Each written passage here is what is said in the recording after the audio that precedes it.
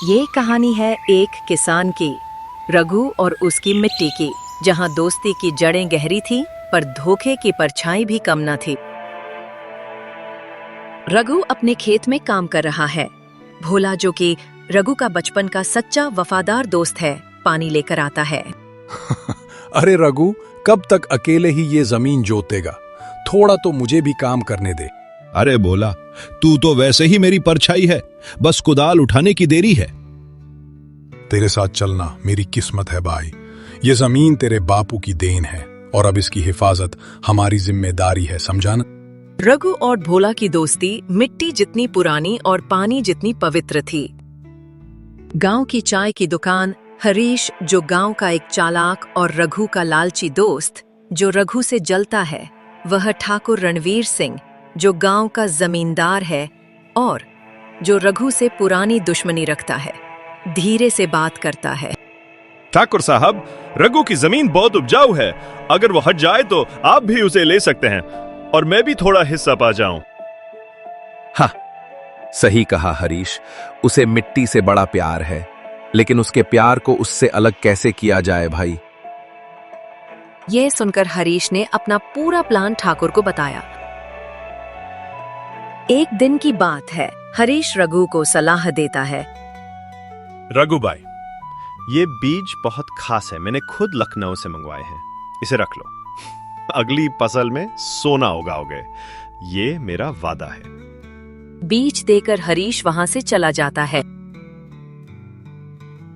इसके पश्चात भोला वहां आता है। रघु, सोच समझ के काम लेना। ये हरीश हर बात में चालाकी करता है। नहीं बोला, हरीश भी तो अपना है, वो ऐसा नहीं करेगा।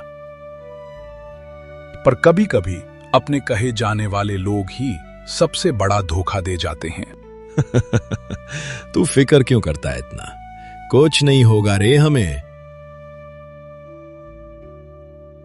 हरीश से बीज लेकर रघु ने बो दिए, लेकिन फसल पूरी तरह बर्बाद हो गई।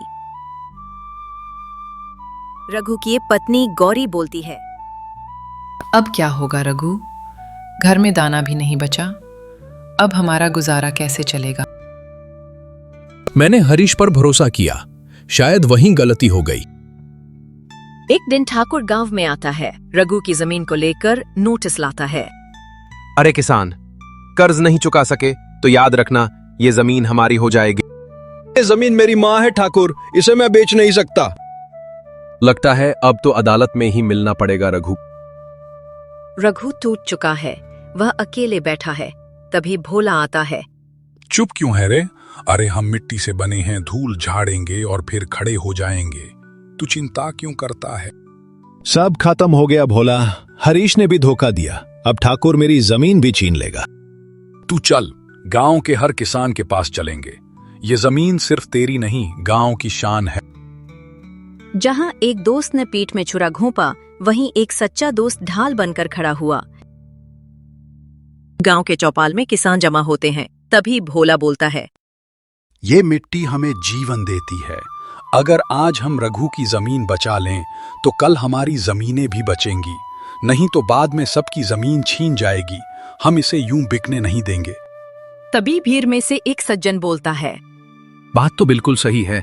आज ठाकुर रघु की जमीन लेगा और फिर धीरे धीरे हमारी भी जमीन हथिया लेगा। हाँ, हम सब साथ हैं। एक दिन तहसील कार्यालय के बाहर भीड़ जमा होता है। बात है कोर्ट केस के दौरान रघु के पक्ष का वकील अपनी बात रखता है। ठाकुर ने गलत बीजों की साजिश रची जिसे हरीश ने अंजाम दिया। हमारे पास साक्ष्य हैं, 1 नंबर बीजों का रिपोर्ट और 2 नंबर भोला गवाह। चूंकि यह जमीन पुश्तैनी है और साजिश का प्रमाण है, अतः जमीन रघु को लौटाई जाती है।